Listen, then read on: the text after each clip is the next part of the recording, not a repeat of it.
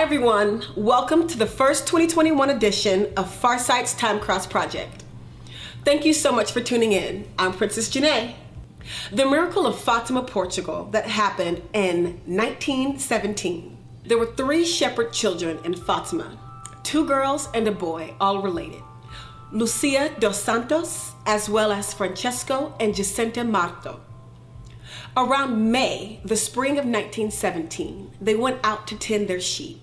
And when they returned home, they all reported seeing an apparition of the Virgin Mary, the mother of Jesus. There were flashes of what the children at first thought was lightning. And then an older woman who had tremendously bright light coming out from all over her just appeared. The woman told the children that prayer would end the Great War, World War I, and that she would produce a miracle soon so that everyone would believe. The children reported their encounter when they returned to their village of Fátima, and the news spread like wildfire. Reports even appeared in the local newspaper. The encounters continued for a few months, and the children reported that the mysterious woman prompted a strictly Christian message, encouraging prayer to the Holy Trinity and to pray to the Rosary every day. The lady even told the children what she called 3 secrets around which there was still some mystery even today. A vision of hell, a recommendation for people to pray and devote themselves to the Mother Mary, with threats of terrible things if people did not obey. Finally, a prophecy of the death of the Pope. It was basically a fear-based message meant to encourage obedience to a very Catholic Christian perspective. Do this or else. The mystery lady also promised to create a miracle in the near future so that all would believe. Eventually, thousands flocked to Fátima to pray. There were 7 apparitions in total, and there was controversy. At one point, the local provincial administrator even arrested the 3 children for a short spell to possibly scare them into confessing to lying. But the children held to their story. The lady who kept appearing to them finally told them that there would be a miracle in October 1917, and that this miracle would force everyone to believe in her. Well, by October, tens of thousands of people, possibly as many as 100,000 people, gathered in Fátima praying and waiting for the miracle. Then, on October 13th, it happened right on schedule. It became known as the miracle of the sun. It was raining and there were dark clouds. Suddenly, with people watching, a bright light appeared in the clouds. It was a spinning disc that people thought was the sun. It moved from place to place in a zigzag pattern, and just as the real sun started to appear, it lined itself up with the real sun in the line of sight with respect to the gathering spectators, so that it seemed like the real sun had been doing the zigzag dance in the sky. They were all believers by that point, and the story spread far and wide. Eventually, the entire thing was fully embraced by the Catholic Church as an authentic miracle. In 2017, the Pope even canonized the children, which made the now deceased children into saints. Well, it's time to find out what really happened back then in 1917 in Fátima, Portugal. We have 3 sessions done by 3 highly experienced remote viewers. Shantae, Intisam, and Melina Hall. 3 highly corroborating reports. All of the remote viewing was done totally solo and blind. None of the remote viewers knew anything about the nature of the project or the target for this project while they were doing their remote viewing sessions. They all began with paper sessions totally solo and then continued their work on video. They were told the target for this project after completing their video for the project. After you see the session, I will return to pull things together. Without further ado, here is what our remote viewers perceived firsthand while they essentially traveled back in time and witnessed the miracle of Fátima.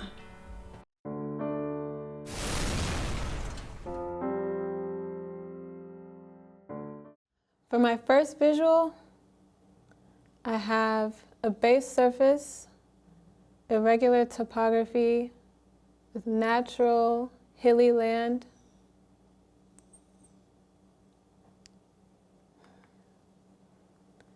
Have structures on the base surface and subjects outside of these structures.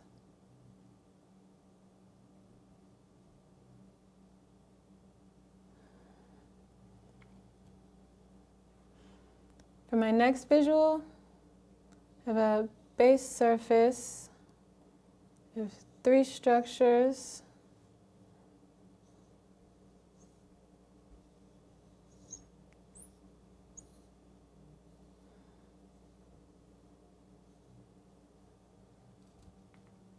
and subjects outside of these structures. And getting energetics, smoke and heat energetics around these structures.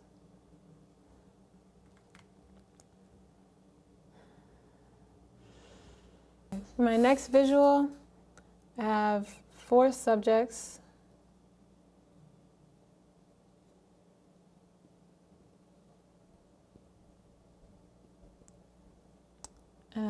These are all female subjects.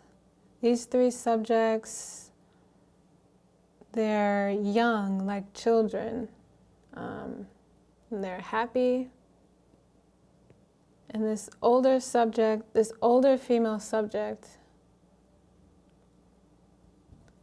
is watching these 3 subjects. Let's see. So looking at this older female subject, she has long hair,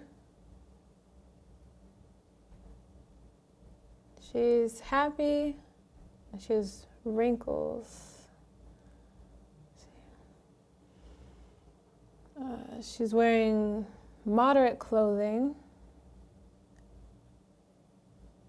Let's see.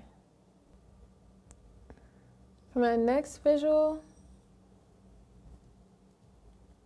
I see the 3 young female subjects.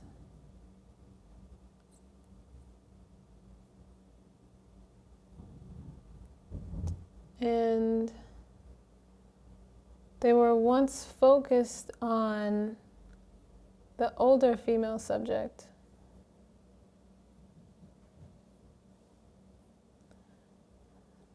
But now their attention is on this area.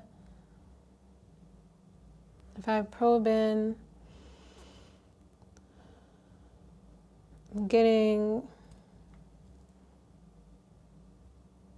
a lot of heat energy and bright light.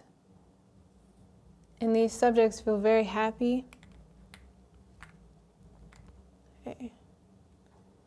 So I'm wondering where this older female subject came from. And I'm getting this non-surface structure.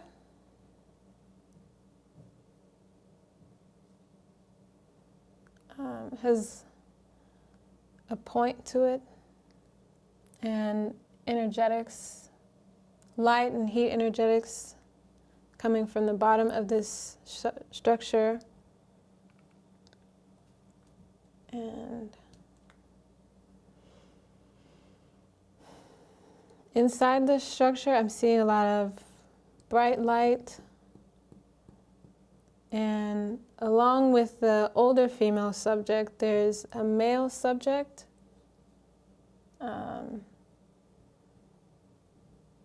He's bald, facial hair, and kind of muscular. Let's see. Let's see.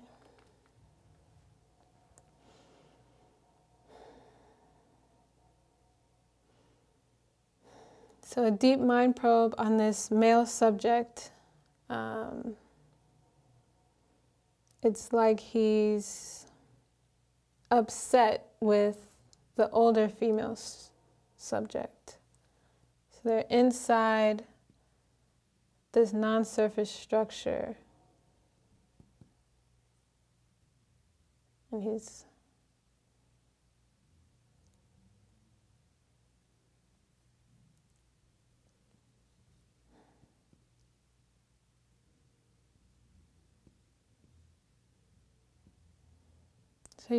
upset with this female subject.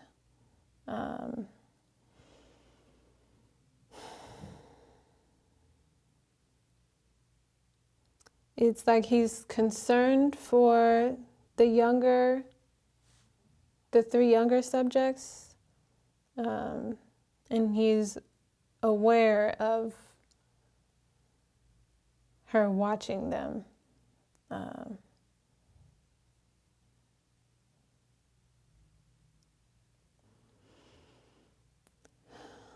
So the dominant element that I'm getting is there's a disagreement between these two subjects about what the older female subject has been doing with these young female subjects.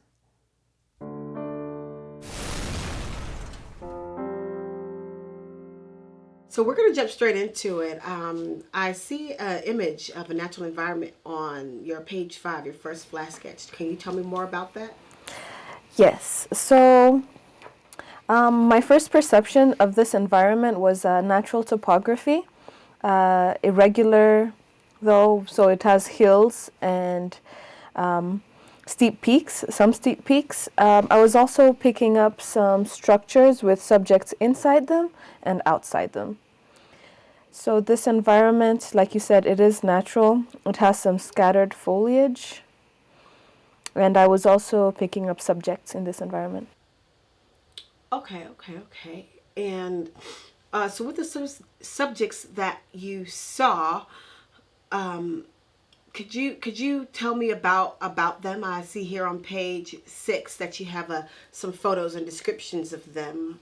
What looks like a man and 3 smaller subjects. Yes. So I picked up 1 adult, 3 younger subjects. They're like, I'd say maybe preteens, although one of the subjects was much younger. They have a tan skin tone, and their arms were showing, light clothing. The younger subjects, they're 1 male and 2 females. And then I have to mention the older male, the adult male. I perceived this subject as a male, but on future sketches, it's definitely a female. So here I was like, trying to do my probes, trying to see is it male or female. I couldn't really quite get to it. But then on further pages, when I was doing a flash sketch, I got an image of, it was clearly a female, long hair, ornaments on her neck, and like a cloak-like clothing. So definitely a female. So yeah. Okay, that's very, very interesting. And so what, your hair writing so small. How do you write so tiny?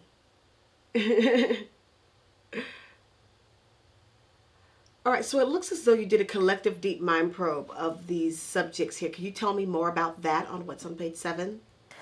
Yes, so I did the deep mind probe on the 3 young subjects. In terms of emotion, I was getting a lot of excitement. So it felt like this adult subject was telling them something that was getting them really excitement, kind of like the prospect of something in the future that they were going to be a part of.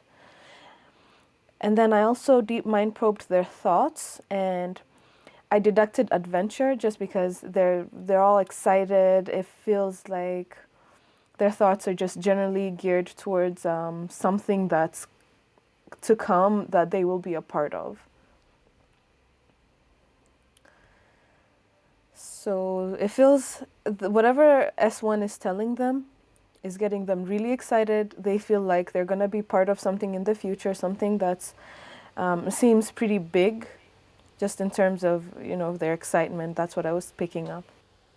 Okay. So it seems like you have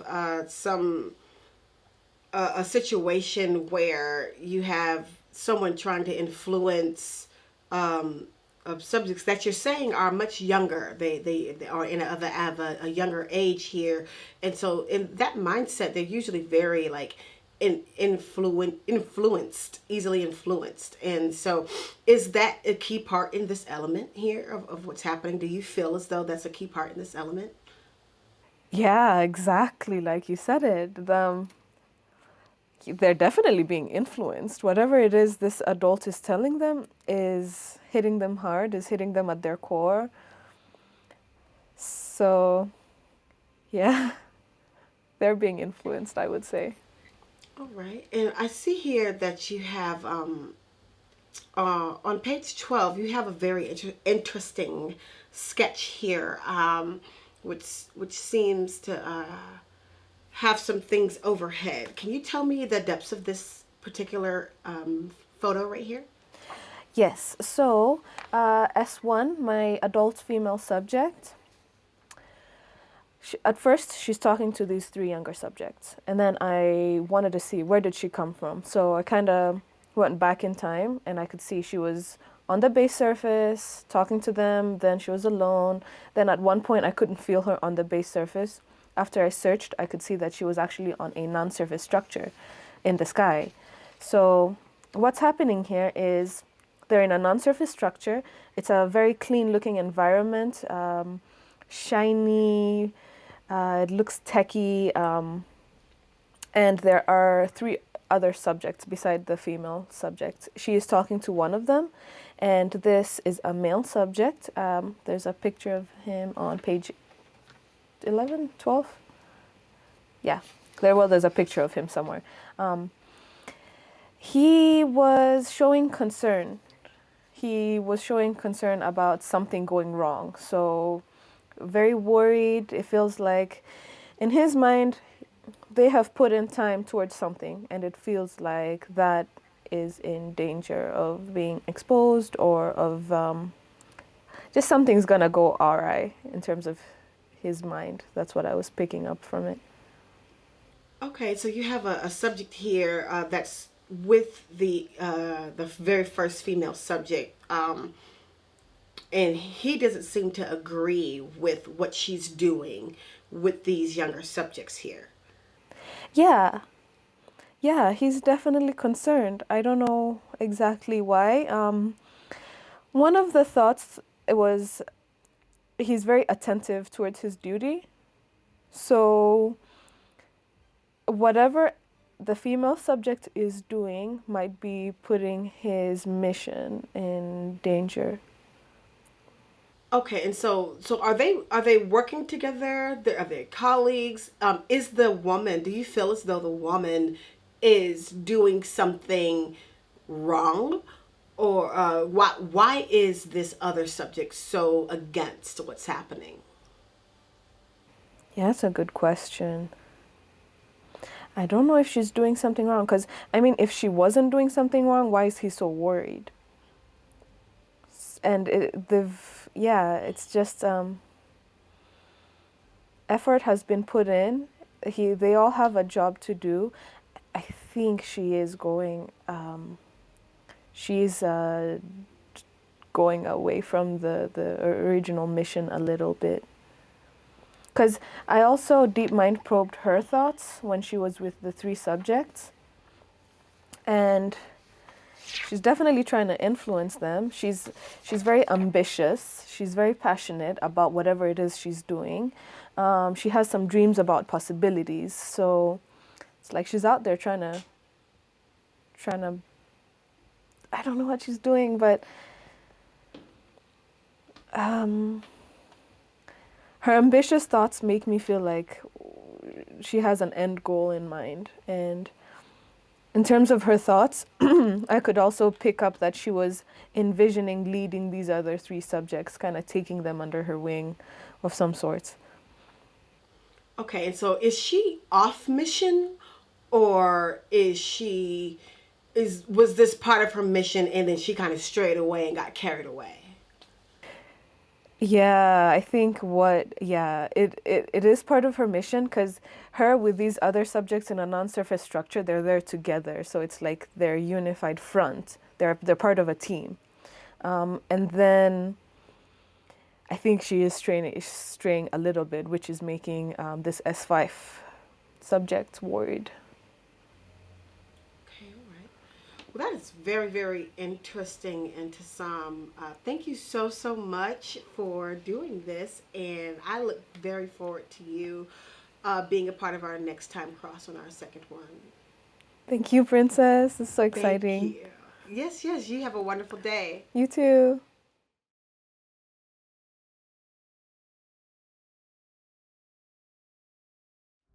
For my first visual, I see a large body of water on the side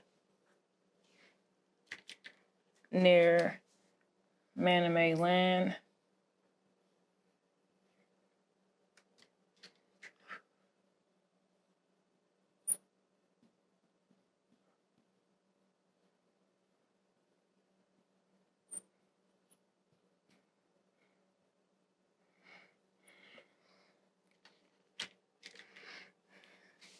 I'm also seeing this object above the water.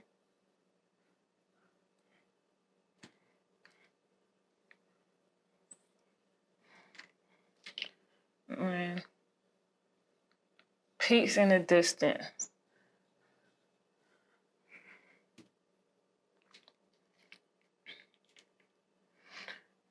And I'm seeing subjects on land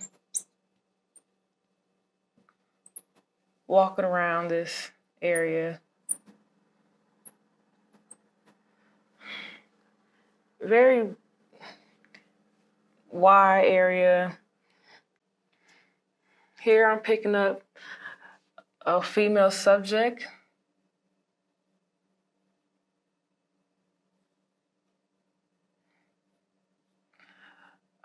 I'm getting a very kind feeling.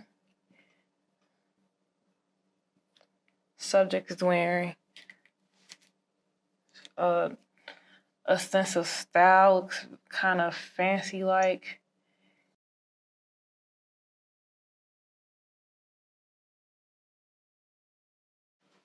Has a long dress.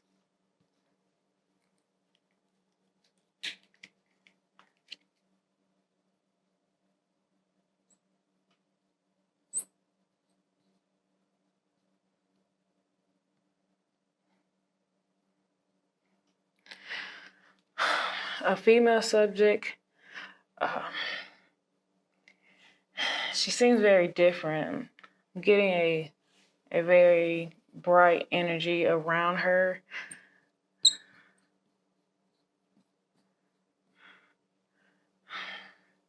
She's not like the subjects on ground. This subject, she's from that structure. I'm picking up a male subject as well.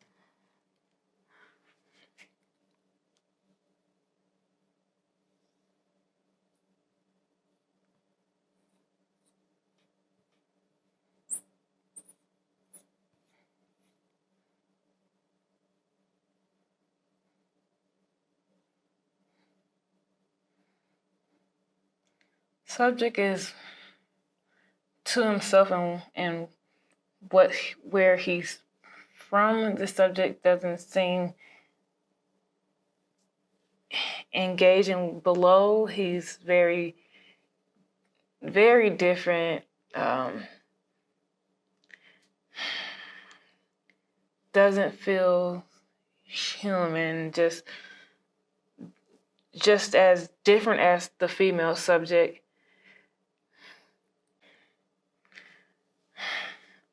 I'm picking up a smaller, youthful energy.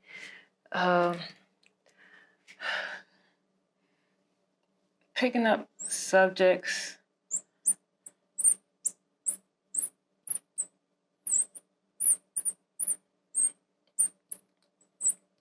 young subjects, different genders,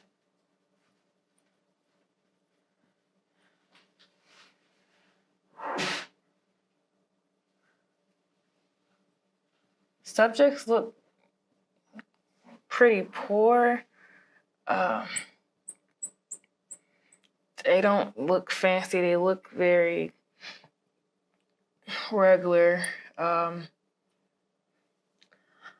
Look like they need help. Lost subjects. So this female subject, she's wearing the same attire where she was in this structure, this wide box-shaped structure, and it floats. I'm seeing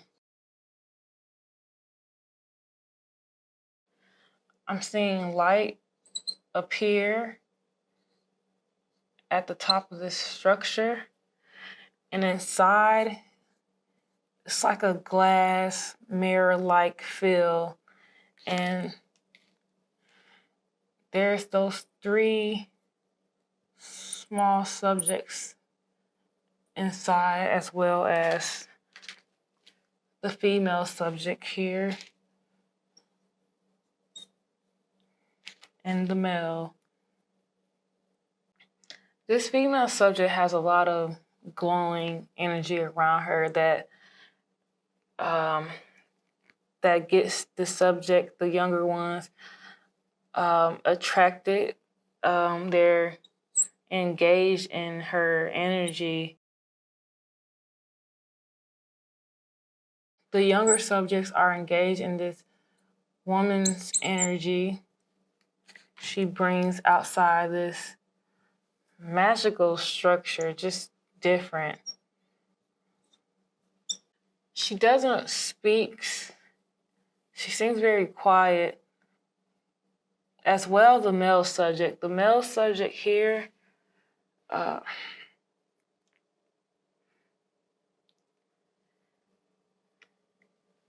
he doesn't want her to be interacting with subjects outside of their structure. He don't want to be seen as well. Subject has a very robotic, clever, masculine feel, and he's not really impressed with the younger subjects and doesn't care to talk to them.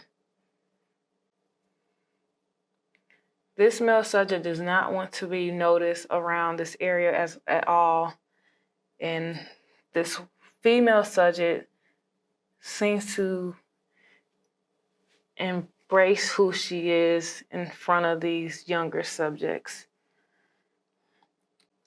These 2 adult subjects come out of the non-surface structure, and this female subject has a lot of lights that are inside or around her, and her aura is towards these younger subjects, and the male subject is highly against that.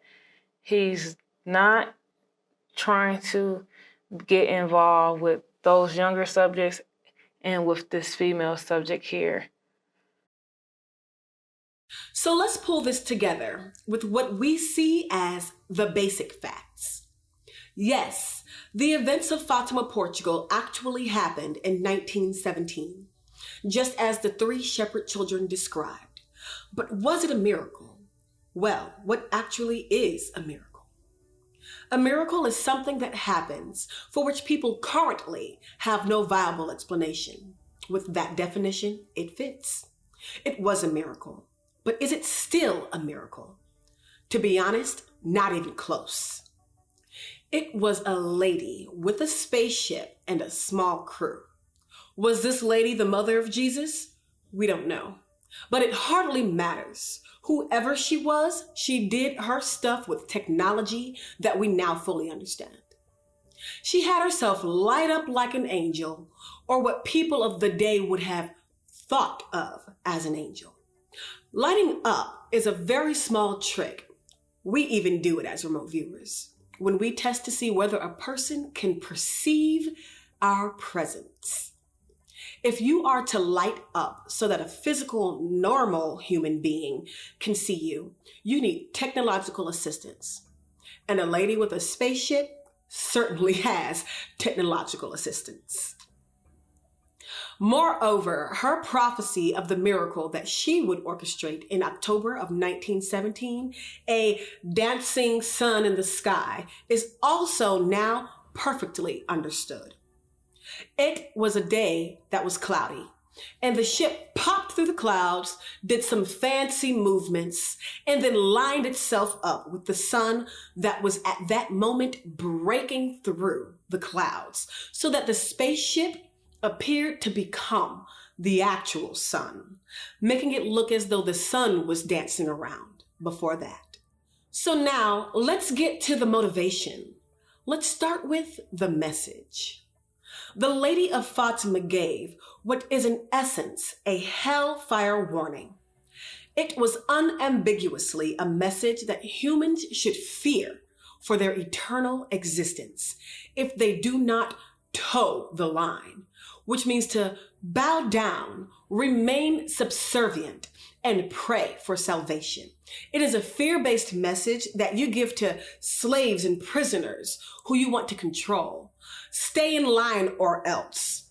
There is no ambiguity about this element of this event. However, from all the work that we have done here at Farsight regarding extraterrestrials, we can clearly see that the woman and her crew were human-looking. They looked like us.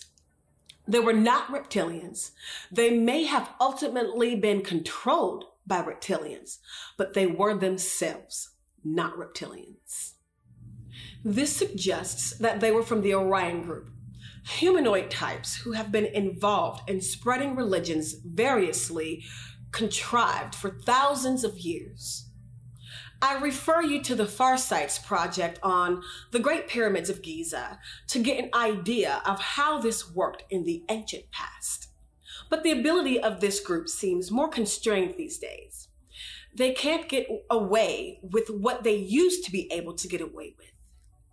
And this booster shot of behave yourself ideology probably was designed to slip through the radar, so to speak. Perhaps the most interesting part of our work is that all three viewers clearly perceived a male on the spaceship who was very strongly opposed to what the woman who dressed herself up as mother of Jesus was doing. He did not like it at all. We are not sure of why he did not like what was happening, but I can only hope that someone on that ship was aware that the overall manipulative and even abusive nature of the activity would eventually come out, knowing that it clearly would eventually stink like hell. Messing with the minds of thousands of ignorant Portuguese peasants to create a miracle myth, especially one in which one goal is to get zillions of Earth people to worship this lady, is not a helpful act. In fact, it does raise question of whether or not the lady should face some type of judicial setting once Earth humans break out of this planetary prison.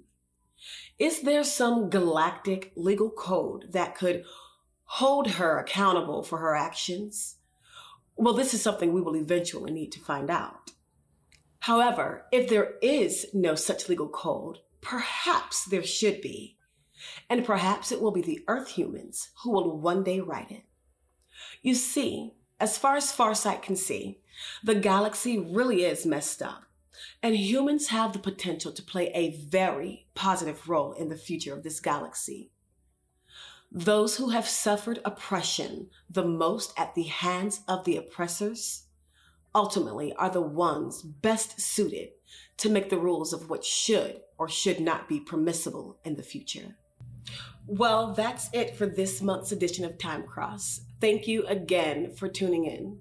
I hope you get a chance to watch next month's edition of Time-Cross. Remember, we release these sessions during the month as single standalone sessions without commentary, so people can talk about them first without getting an immediate Farsight interpretation. It makes it a lot more fun, and then at the end of the month, I will wrap up the sessions and put our spin on things. And remember, we at Farsight never demand or even ask you to believe us.